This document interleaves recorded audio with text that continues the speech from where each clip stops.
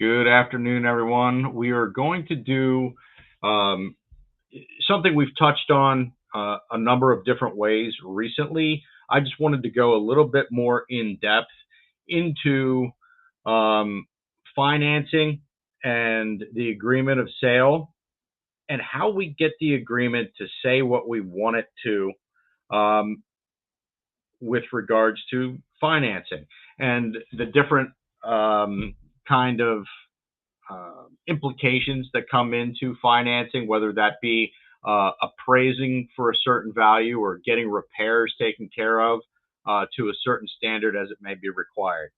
So, as always, my favorite resource is going to be PAR. I'm going to show you some of the things that I find there.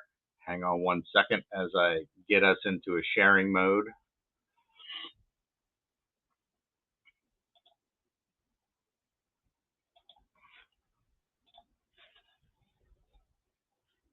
And can everybody see PAR in front of me? I think you can.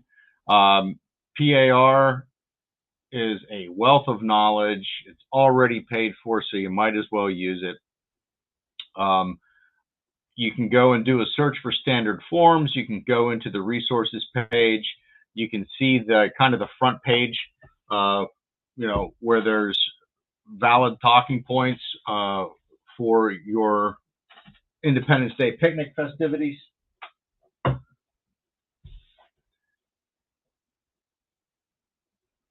Posts about the housing market, and then you could search for anything you want, whether that is loan to value ratio, and it talks about maximum loan to value ratio, forms, appraisal contingency versus loan to value ratio.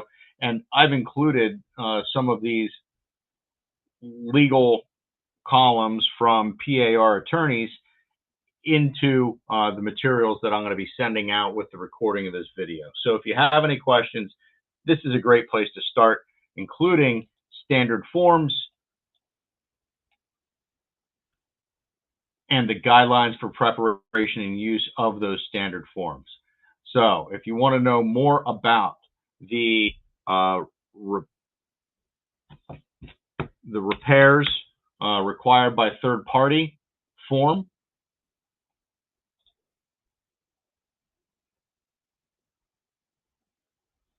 you can go right in, download the standard agreement, or view the guidelines for the preparation and use of that agreement.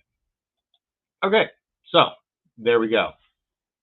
Let's start off by having a look at the standard agreement of sale, specifically paragraph 8, where we're going to have a look at the standard guidelines, or no, I'm sorry, the standard agreement and what financing looks like from the buyer's standpoint, what you need to look like to make a good offer as a buyer's agent, represent your buyer, or what you need to be looking at as a good representative for your seller.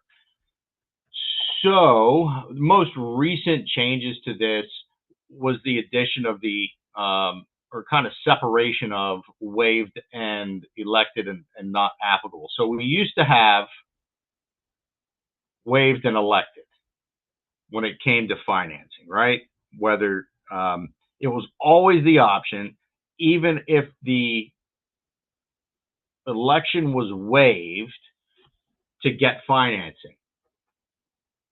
But there was confusion over the years with the practice or application of that, where people were led to believe that it was going to be a cash offer, and then a listing agent would get a call from an appraiser because it was always expressed that even if it was waived, the buyer had the right to obtain mortgage financing.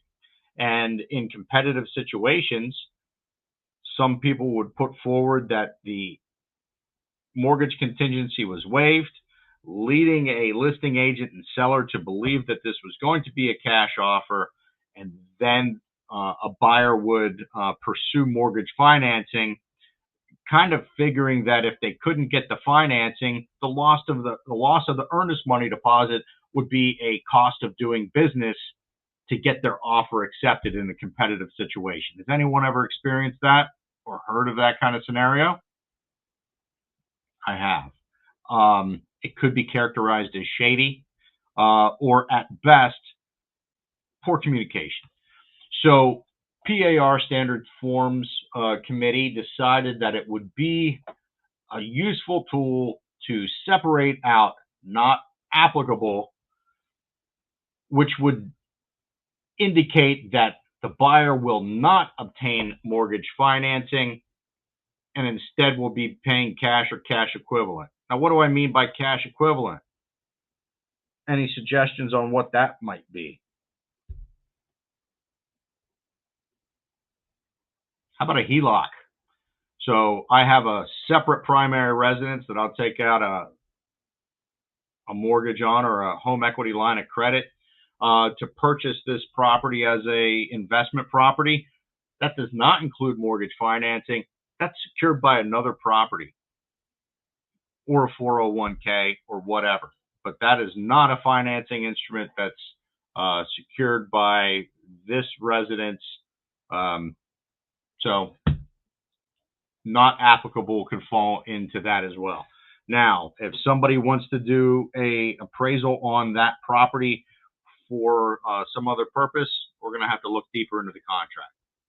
So your options are cash or not applicable, waived. The sale is not contingent upon mortgage financing, but the buyer and seller understand that this waiver or this contingency does not restrict the buyer's right to obtain mortgage financing for that property. So you could still go out there and get that mortgage. All we're doing is agreeing that this offer is not contingent upon that. So in the absence of that contingency, if that mortgage financing fails, the buyer doesn't have a back door, and that seller may, more likely in this case, be entitled to the earnest money deposit. And if we're electing it, we're saying that this sale is absolutely contingent upon buyer obtaining mortgage financing according to the terms outlined in paragraph 8H, and it sets that expectation for everybody that there will be an appraisal, there will be hoops to jump through. This is certainly not a cash deal. Okay? Goes on to say that the buyer will be in default of this agreement if the buyer furnishes false information to anyone concerning the buyer's financial and or employment status, or fails to cooperate in good faith with processing the mortgage loan application. That includes paying for and ordering of the appraisal without delay. What's without delay mean? That's right now. We're not waiting for the results of a home inspection. We're not waiting to see if or that. We're ordering that without delay.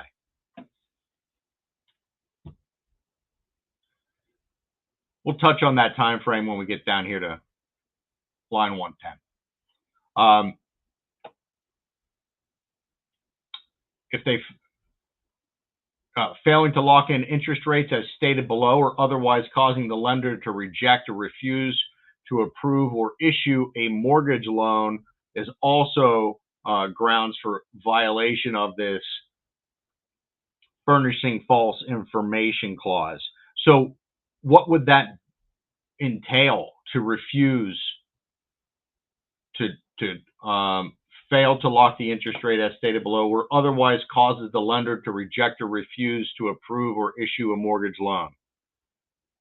That would be, Susan, any ideas? Well, like if they don't get it locked in, like what if the rate goes higher and then it doesn't work with their debt to income ratio and the financing part of it?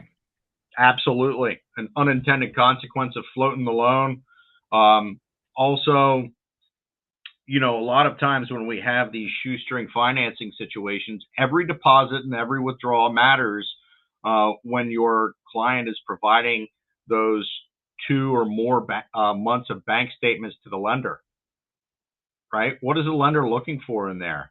Fishy stuff that doesn't add up. What's this payment for? Where'd this money come from? And a lot of times they will discount money from that account because they can't prove where it came from. There's a $5,000 deposit that went into this. Now we can't count that towards your reserves or your down payment.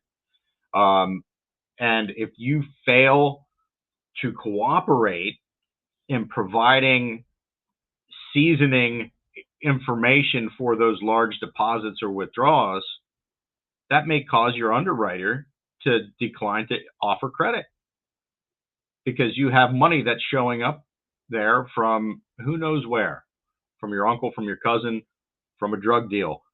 It needs to be verified. So that's why the underwriters are going through that, to make sure that the income as we understand it is accurate. Now, subparagraphs C through G only apply if it is a non-cash deal. So the buyer may elect to make this agreement contingent upon obtaining mortgage financing, regardless of any contingency elected in this agreement. If the buyer chooses to obtain mortgage financing, the following apply. Within 7 days from the execution date of this agreement, the buyer will make a completed mortgage application, including payment for and ordering of credit reports without delay. I would also consider this right here. When you make that formal mortgage application, that's when this appraisal is ordered. So within that 7-day period, when you're making your formal mortgage application, that is when that appraisal would be ordered, okay? So if you're making your mortgage application on day 5 and your lender just looking out for your client says, hey, we're going to hold off on ordering this appraisal until we see how your home inspection comes back, we need to have a little talk with our lender. They may be local, they may be not.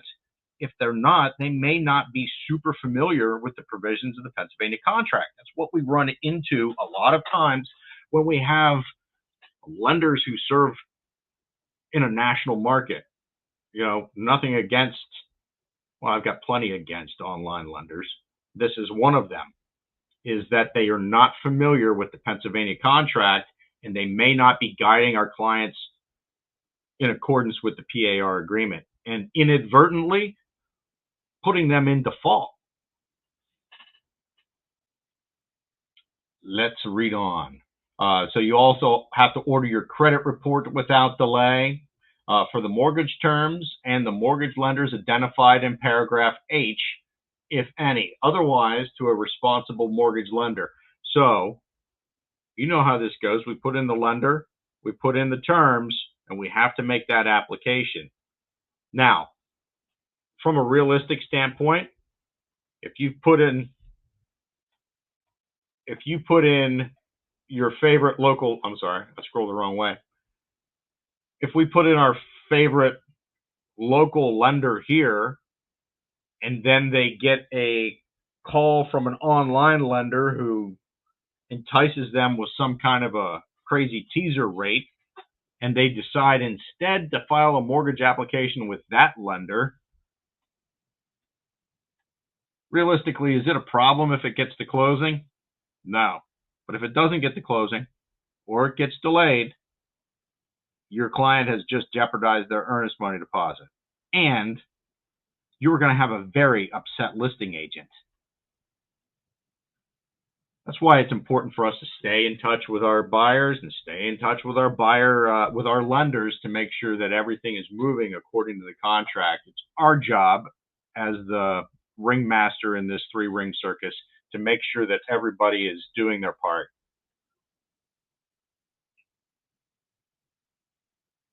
Now, broker for the buyer, if there is one, otherwise the broker for the seller, is authorized to communicate with the mortgage lender to assist in the mortgage loan process. The broker for the seller, if any, is permitted to contact that mortgage lender when? At any time to determine the status of the mortgage loan application. I can't talk to you. Oh, yes, you can. It's in black and white writing right here on line 115. I have the authority to talk to you. For what purpose? To determine the status of the mortgage loan application. That's my job as a listing agent, is to make sure that everything's moving in the right direction.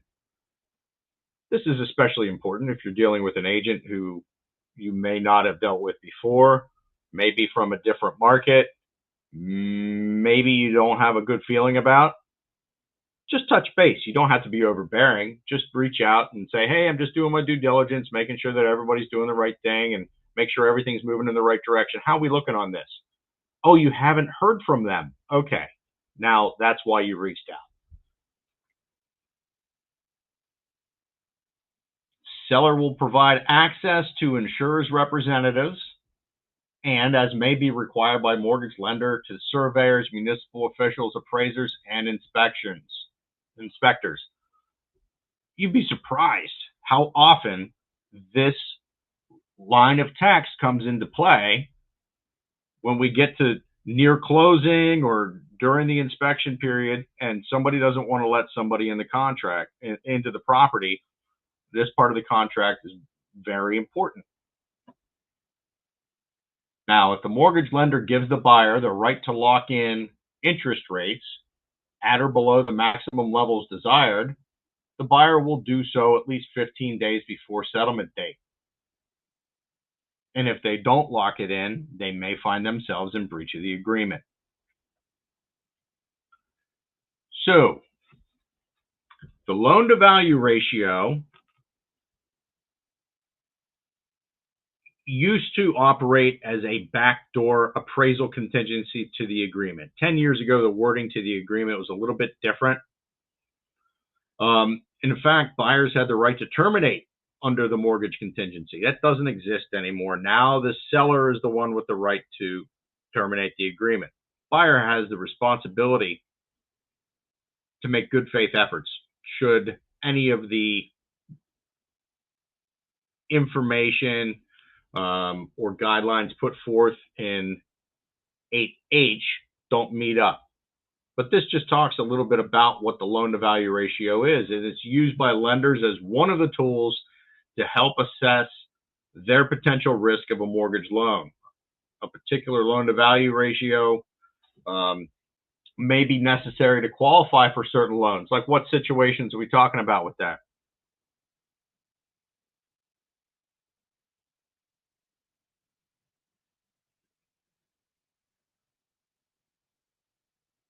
Maybe you need an 80-20 loan-to-value ratio to avoid PMI in a conventional loan. Maybe you need, well, there's all kinds of situations. You might need a particular loan-to-value ratio for a particular loan program like FHA.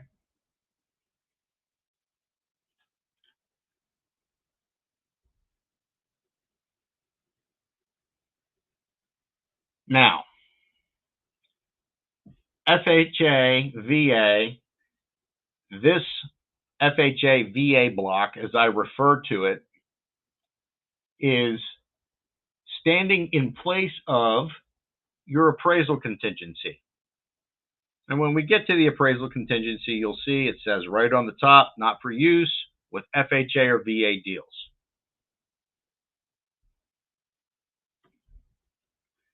And it says right here, it is expressly agreed that notwithstanding any other provisions of this contract, the buyer will not be obligated to complete the purchase of the property described herein, or to incur any penalty by forfeiture of earnest money deposits, or otherwise, unless buyer has been given, in accordance with HUD, FHA, or VA requirements, a written statement by the Federal Housing Commissioner, Veterans Administration, or a direct endorsement lender setting forth the appraised value of the property of not less than the purchase price. The buyer will have the privilege and the option of proceeding with this with consummation of the contract without regard to the amount of the appraised value. That means if the buyer wants to, they can pay more than the appraisal, but they don't have to. They can get out of the deal. So this is an appraisal contingency. Now the next block says, and this is always good practice, I use this form all the time, which is, for your protection, get a home inspection. You should be using this on every government loan. If it has an alphabet attached to it, USDA, FHA, VA, you should be using that form. And you will check the box here to indicate that you have provided that for your client. You're not going to get in trouble if you use that on every single deal. And it spells out clearly one more time to your clients that they have the right to do a home inspection. Should they choose not to, that's on them, and I'm not advising you to go in there without one. And then one of the more infrequent occurrences would be the 203K, which we've talked about in several meetings over the past 6 months as the FHA renovation loan. One of the benefits of the FHA renovation loan is the usual hurdles that you encounter for condition on FHA, they go out the window because it's contemplated that all those condition issues will be repaired during the renovation. Certification. We, the undersigned seller and buyer, party to this transaction, each certify that the terms of this contract for purchase are true to the best of our knowledge and belief, and that any other agreement entered into by and of these parties in connection with this transaction is attached to this agreement. Has anyone had to do an amendatory clause, an FHA amendatory clause? Lenders require those often. It's basically restating the same information, but since lenders are just making sure that it's covered, nothing's been crossed out. It's basically the same information here. So,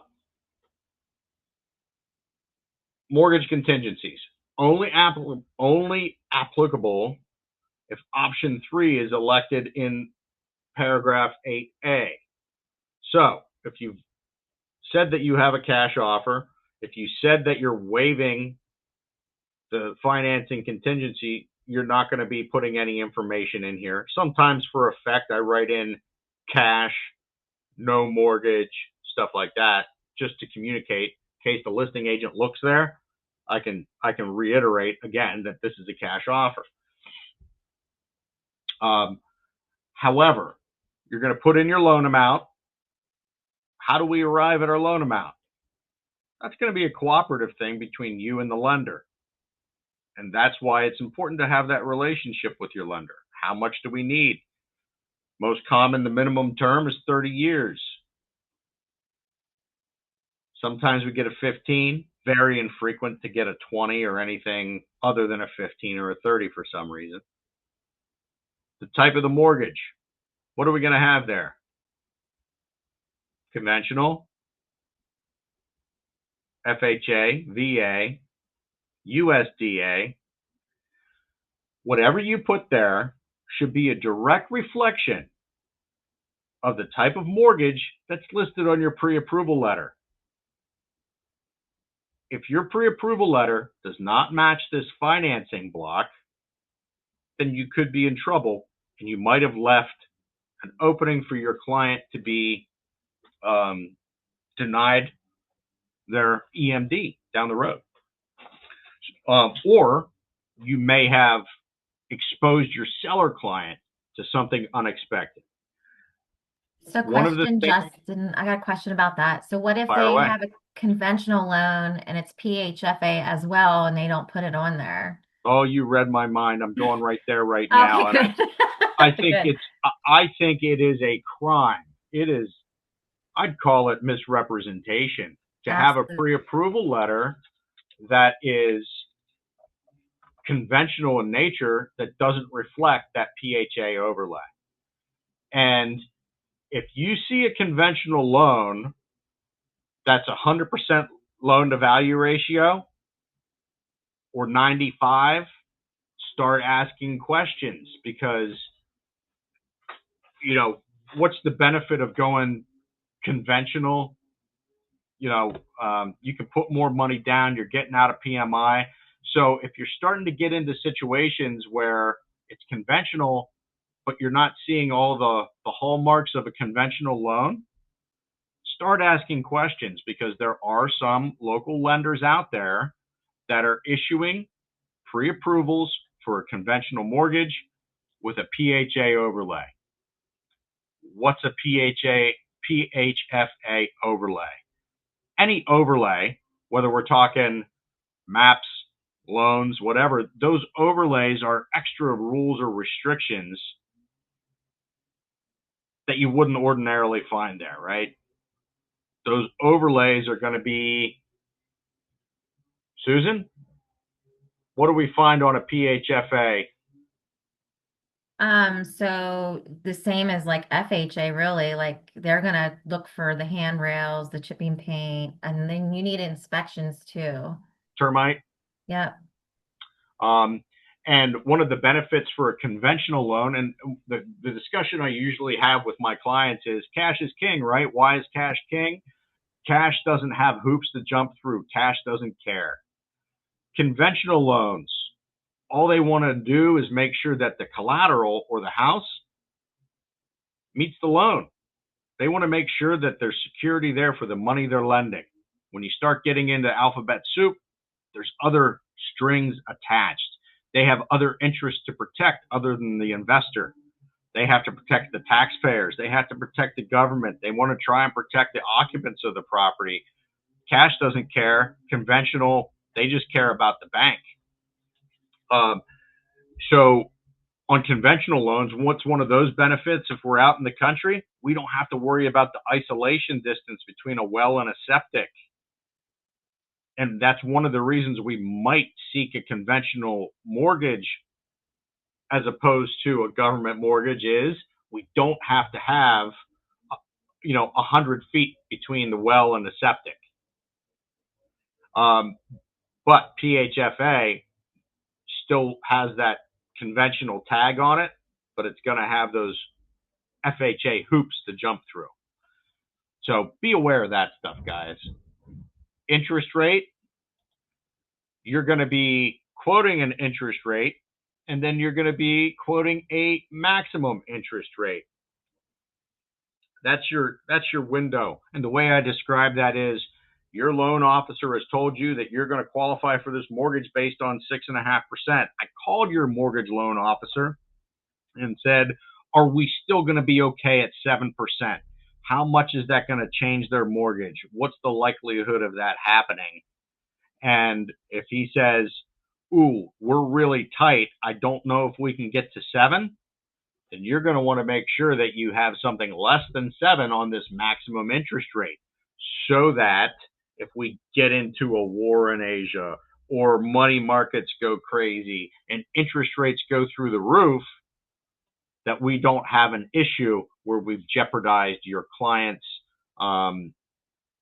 lending scenario. As a listing agent, I want to see that there's enough bandwidth here.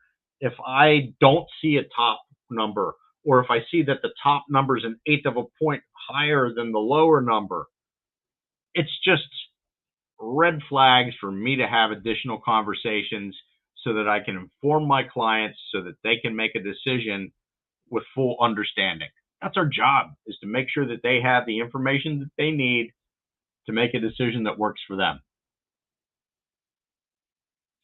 Discount points, loan origination, loan placement, and other fees charged by the lender as a percentage of the mortgage loan, excluding any mortgage insurance premiums or VA funding fee, not to exceed how many percent? This would be, here's a prime example. My cousin called. He says, I'm moving back from Texas. I want to buy a house closer to home. Okay, let's do it. And I said, can I put you in touch with my preferred lender these days? I trust this guy. He's really good on rates, and his fees are low. He said, nope, I'm good. Rocket Mortgage has treated me right. I've got my last 2 houses with them, and they do a great job. Okay, I'm not gonna fight you on it. Come to find out, it was the same rate as my trusted local lender was offering, but there was 2 points being charged. So 2% of that loan was being charged. Now, you can always game this interest rate by charging additional discount points. So you might have a scenario where interest rates go up and your people are vulnerable on this window because they could come down here and charge additional points to buy down that rate. If you really want to lock this in from 6 to, so you're going to put 6% here, not 96, 6% here, 6.25, and my lender's charging 1% to keep them there. The more complete this information is, the more airtight this is. However, it still doesn't give your client the right to terminate the agreement of sale. If the lender's denying credit, the lender's denying credit. That's why it's important to have a thorough pre-qualification or pre-approval before you go into this. Here's something that's super important. We'll get out of the weeds, is mortgage commitment date. Why is mortgage commitment date so important, Susan? Well, it's one way if they don't make it, like you don't get that piece of paper, you can walk away if you want to. The seller can. Yeah, the seller. Yeah, like the seller. Right. Yeah. So if today is July 1st and I put a mortgage commitment date of 7/21 on here, and because I have an offer to write, the seller has the ability to walk away after this mortgage commitment date if they don't receive the mortgage commitment. And if the buyer doesn't qualify, well, we'll get to this point. I'll tell you about it here in a second. So the interest rate and the fees provision in paragraph 8H are satisfied if the mortgage lender gives the buyer the right to guarantee the interest rate and the fees at or below the maximum level stated.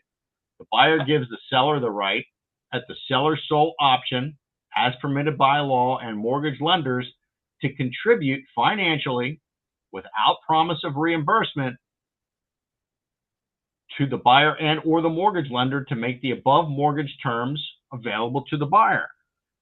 So if you have 6 and 6.25 here with 1% cap on buy downs, and your buyer claims my lender can no longer do this loan as was pre-approved because interest rates have gone through the roof or my credit was not quite as expected, therefore I am not able to move forward with this deal.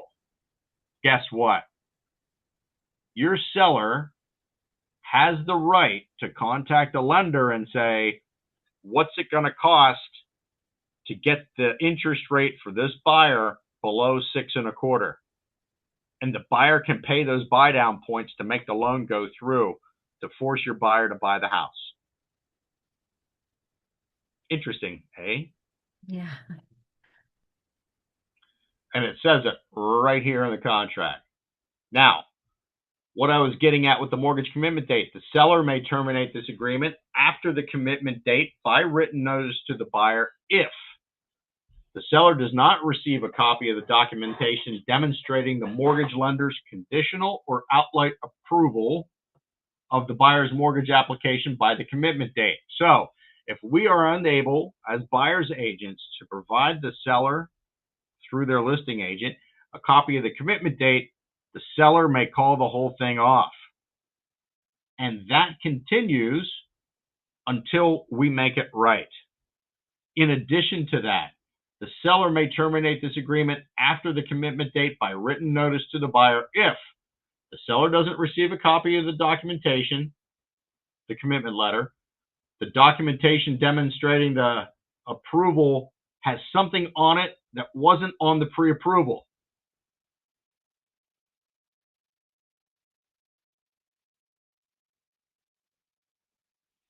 Or if that pre-approval doesn't match up with what's in paragraph 8H. Why would the lender terminate it if that commitment letter didn't match up with 8H? Because that buyer could try and pull that ripcord later. We want to make sure this is tight. So, as a buyer agent or a listing agent, I want to make sure I have this mortgage commitment date. If I don't have that mortgage commitment date as a seller and a seller's agent, I won't have the right to terminate this agreement. And as a buyer, as we all know, we don't have the right to terminate this contract under the mortgage contingency anyway. So we're all locked up here. Our only option will be a mutual release, which is what we're probably going to pursue anyway. But this takes power out of your seller's hands when you don't have a commitment date. I also don't like a commitment date that's a week or 3 days before the closing date. I want that as soon as practically possible so that I'm not wasting time on market, especially during hot markets. Because I want to know which way the wind's blowing. Are we on the right track? I don't care if it's an outright commitment. I want to know if everything's going the right way.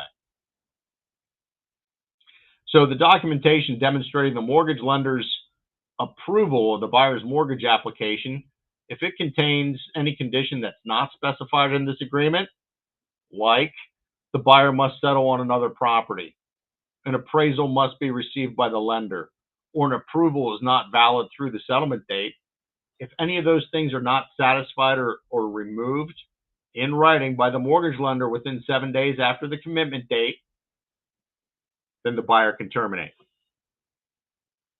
So the seller's right to terminate continues until the buyer delivers that documentation demonstrating the mortgage lender's conditional or outright approval of the buyer's mortgage application to the seller. Until the seller terminates this agreement, pursuant to that paragraph, that buyer must continue to do what? They have to continue giving it a good shot. They have to continue to make a good faith effort to obtain mortgage financing. Now, great expense was spent to determine that that letter right there above my cursor means one. Make a good faith effort. That means file a mortgage application. That's according to Jim Goldsmith at PAR once upon a time, that the buyer must continue to make a good faith effort. That doesn't mean make 4 or 5 mortgage applications, but continue to try and make this work through one single solid effort. Termination of this agreement, this is very important, guys. Termination of this agreement by the buyer due to the mortgage lender's denial of the buyer's mortgage application may demonstrate bad faith by the buyer and result in forfeiture of deposit monies to the seller. What does may mean? I honestly don't know. But as a buyer's agent, we should not be submitting terminations based on lack of financing. because it says right here that there's a good shot, at least, that we've put our buyer in a tough spot. So what do we do instead of a termination, guys? We suggest a mutual release. That's Form AREL. Not a termination, which is unilateral, but a release, which is bilateral. Now, if this agreement is terminated pursuant to paragraph H2, that's the part where the seller cans it, or the mortgage loan is not obtained for settlement, all deposit monies will be returned to the buyer according to the terms of paragraph 26, and this agreement will be, all capital letters, void. That's a part that a lot of listing agents fail to advise their seller clients of, and I really want you to pay attention to this. If we're on rocky shores with a buyer and we have the listing and the financing doesn't look good, and we keep on getting those telltale signs of a bad loan. What are the telltale signs of a bad loan? We're missing deadlines. Lenders asking for more information. Communication starts coming slower and slower. We can't get in touch with anyone. Those are the hallmarks that things aren't going right on the lending side. That lack of communication is really bad news. And the buyer's agent comes to us and say, we just need to clear these 47 conditions, or 2 conditions, or 1 condition, or we need to verify this check, or we need to get a W-2, or we need tax transcripts. Your client, your seller client, well, they're frustrated, right? They're super frustrated. But we talk them into an extension. In their mind, they're entitled to that deposit. Before we extend any time frames, or even if we accept a property that's contingent upon financing, we should highlight this clause for them, and we should discuss it with them, because it means if this agreement is terminated by you, or the buyer can't get financing, the money for the EMD is likely to go back to that buyer. If we extend it to try and make the financing work and it doesn't work, that money is most likely going to go back to that buyer, guys. Now, the buyer's responsible for their title search, title insurance, their inspections, their appraisal fees, but your seller has lost time, and that really makes them upset. Now, if the mortgage lender or a property and casualty insurer providing insurance required by the mortgage lender requires repairs to the property, the buyer will, upon receiving the requirements, deliver a copy of those requirements to the seller. This gives us a negotiation period that's somewhat similar to our home inspection contingency, right? The time frames are different, but it's the same kind of structure. So, if the lender says, we need to install handrails, or we need to remove chipped and peeling paint if the property was built prior to 1978, we have to let that seller know when? Upon receiving the requirements. We can't sit on it for a week. We can't sit on it for any time, really. But upon receiving those requirements, we have to deliver a copy to the seller. Now, this time frame right here, within 5 days of receiving a copy of those requirements, the seller is going to do their cost-benefit analysis and figure out what they're going to do. And they have to notify the buyer whether the seller is going to make those required repairs. What are our options?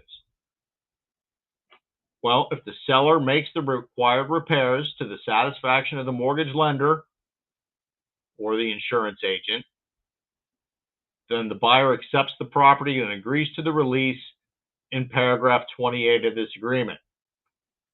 If the seller will not make those repairs, or if the seller fails to respond, the buyer has 5 days to notify the seller of the buyer's choice to make the repairs themselves or terminate. And if the buyer decides to make those repairs, they will be at the buyer's expense, and permission and access to the property will be given by the seller, and it is required that that access will not be unreasonably withheld. It's recommended that that seller requires a pre-settlement possession addendum.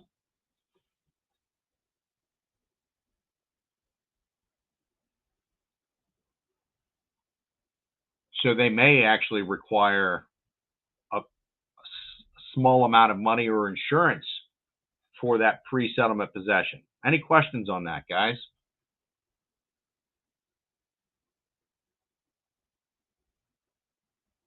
Last little bit of this financing is that a change in the buyer's financial status. If a change in the buyer's financial status affects the buyer's ability to purchase, the buyer will promptly notify the seller and the lender to whom the buyer submitted a mortgage application, if any, in writing. A change in financial status includes, but is not limited to, a loss or a change in employment, failure or loss of sale of a buyer's home, or the buyer having incurred a new financial obligation.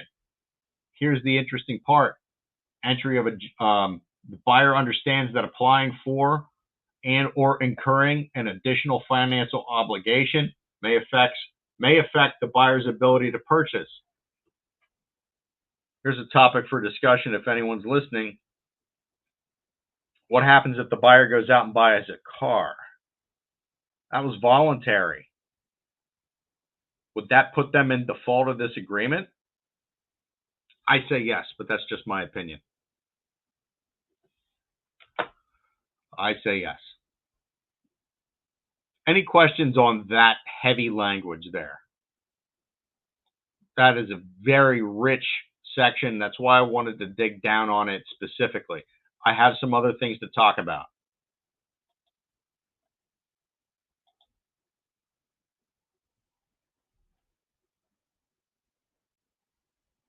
We saw in paragraph 8 that section about lender required repairs.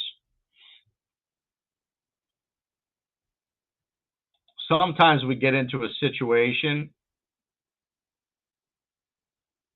where we know that a property we want to make a run on is not going to be a good fit for the loan program that we're using. As listing agents, when we put it into the MLS, we may say cash or conventional only. And then you're going to get 400 calls from buyers agents who say, is this going to go VA or FHA? And you're going to have that discussion. I really don't know. We've got X, Y, Z wrong with it. Well, what if we agree to do the repairs? Well, here is a form specifically for those situations that I want to draw your attention to. It's called Repairs or Corrections Required by Third Party Addendum to the Agreement of Sale. Susan, you've seen this one before, right? Do you use it a lot?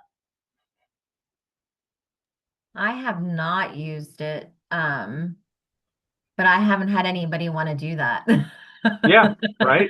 People are like, no, like they don't want to do it.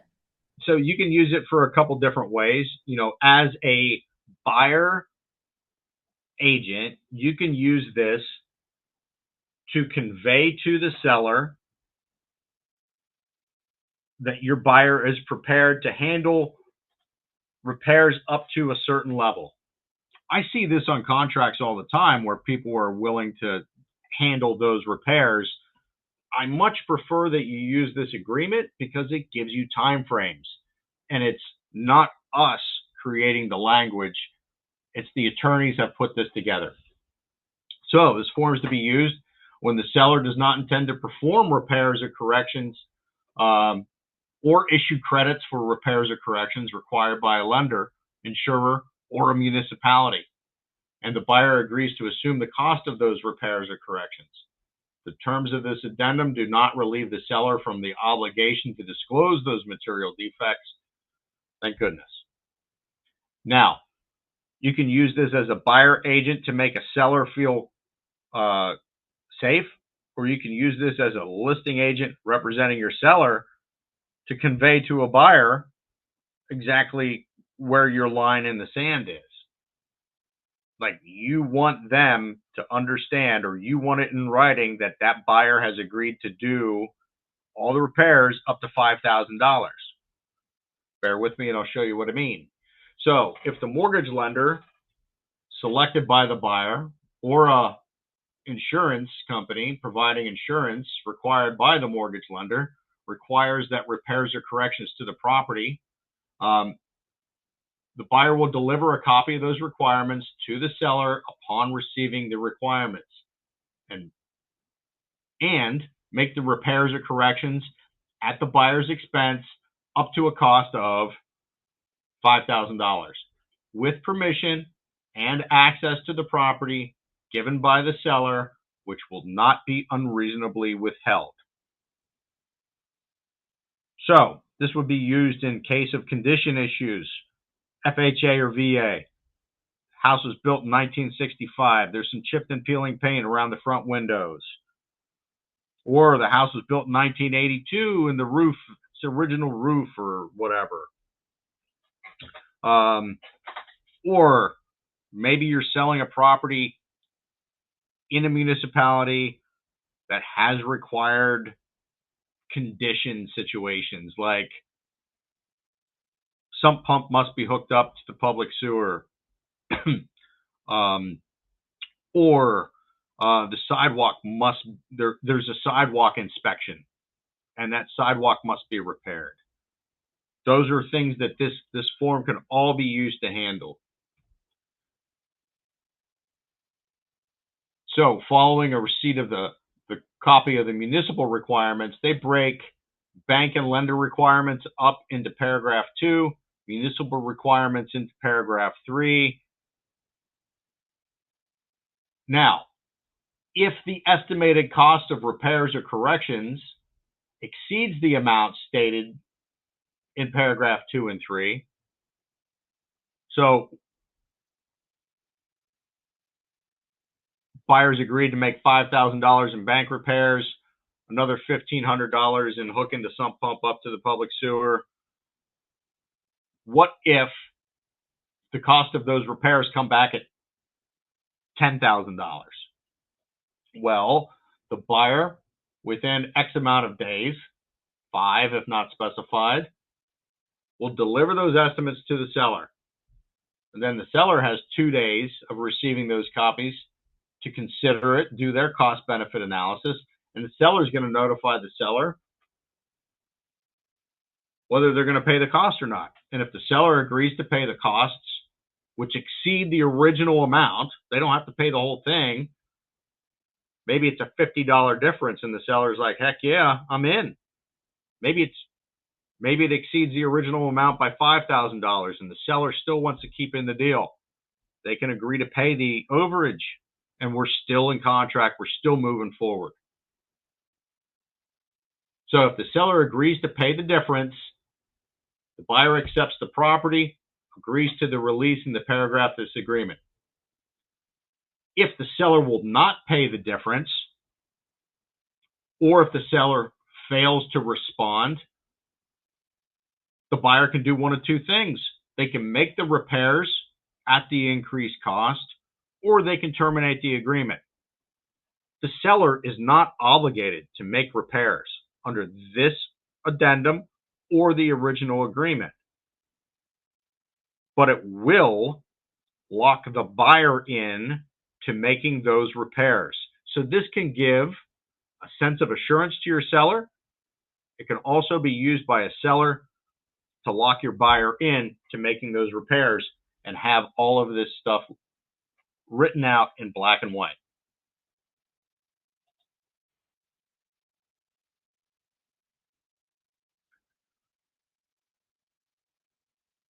One other thing I wanted to touch on since we're on financing is to talk about the appraisal contingency since it was changed not too awful long ago. And that is the three options given us on the appraisal contingency, because I know that there's still some questions out there. The reason they made this change, well, a lot of changes to this agreement, is to give us the flexibility to make this document say what we want it to. Most common is that the property's we want to make sure it appraises for the purchase price. Reminder, this is not to be used with FHA or VA financing. Says it right there. Boom, boom.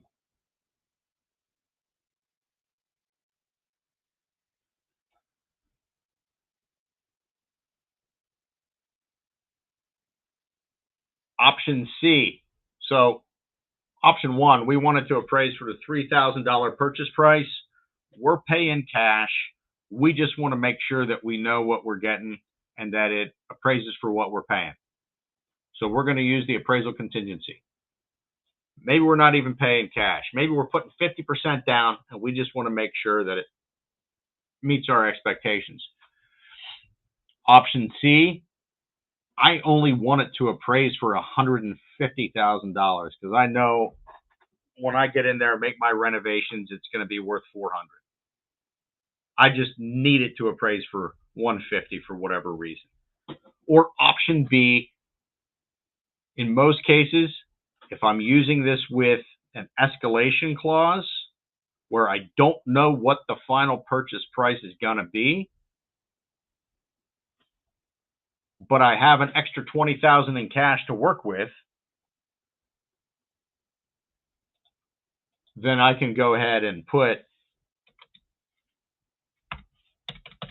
I only need it to appraise for $15,000 less than the purchase price.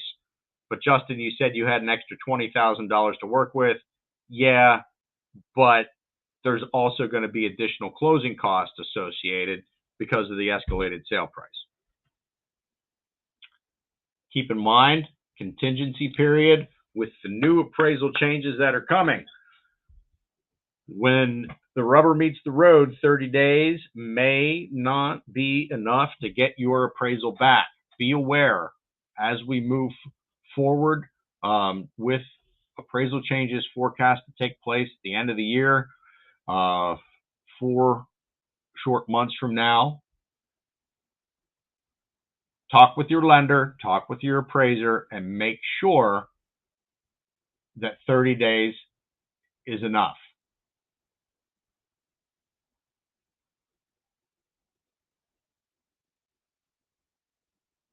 Now, here's something interesting you may not be aware of. If the buyer is obtaining financing, the appraiser shall be selected by the lender. 2, or B, if the buyer is not obtaining financing, the appraiser shall be selected by the buyer. The seller will be provided access to the property, or the seller will provide access to the property to the appraiser who is selected. So if the buyer is not getting financing, they can choose whatever appraiser they want. Those appraisers are still governed by a code of ethics, so it's not like they're going out there and choosing their price. Just be aware of that. As a seller agent, if financing is not included, that may be some information that you want to be aware of. Now, if the minimum appraised value is met, or if the appraisal is not completed within our contingency period, the buyer accepts the property at the purchase price and further agrees to complete settlement at the purchase price by any of the following or a combination thereof. Provide additional funds at settlement, adjust the loan amount stated in the mortgage or financing contingency, or adjust the loan to value ratio. The buyer's election of any option above shall prevail over like terms of the mortgage or financing contingency paragraph of the agreement of sale. All other terms remain unchanged. So that means that your buyer is no longer going to be able to, if it appraises at the value that you have stated here, your buyer is not going to be able to get out of this agreement and will most likely no longer be entitled to their earnest money deposit should they not be able to continue with the purchase price. So if the appraisal comes in, they can no longer rely on their mortgage contingency, okay?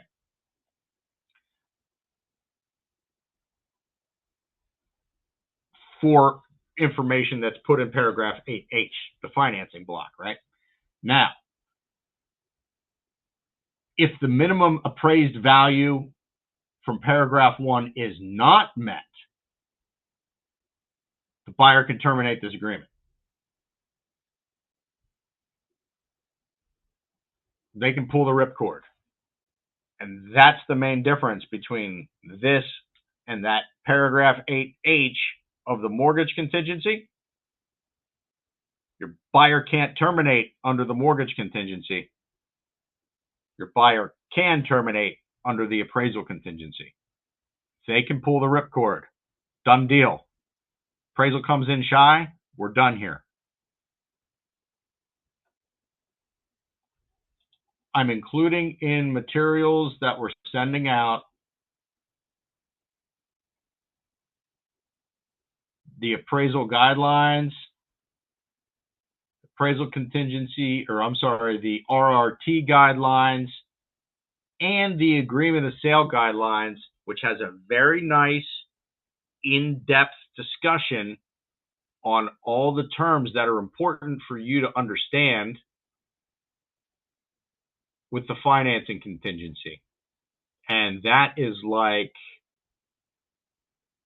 a 5-page discussion of the financing contingency, down to delivering proof of the approval and what it means for seller termination. There's very good practice tips and usage notes included in the agreement of sale guidelines that I highly recommend you just read through them once in your career.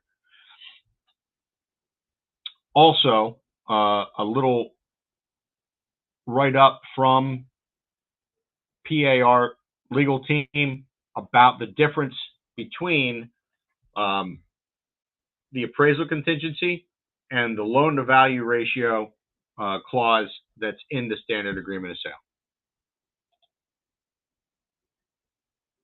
So that's what I have for you today. Not the most riveting stuff, but is it important? It's one of the most important things that we do.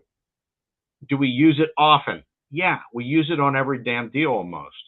So I know it's not riveting, but it's important for us to understand because it can cause a lot of issues, and we do it very often. So read through it, understand it. Feel free to call me with questions. Happy to discuss it with you or fight about it or whatever you want to do. So any questions or anything else you want me to dig into?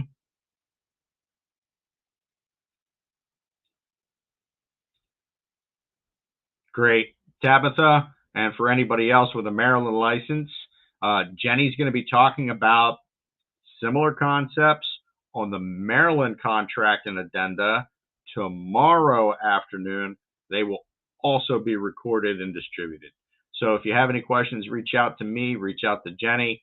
I appreciate you guys for taking the time to come here and hear this, and have a great afternoon. Happy Thanks, Independence Justin. Day, everybody. Bye now.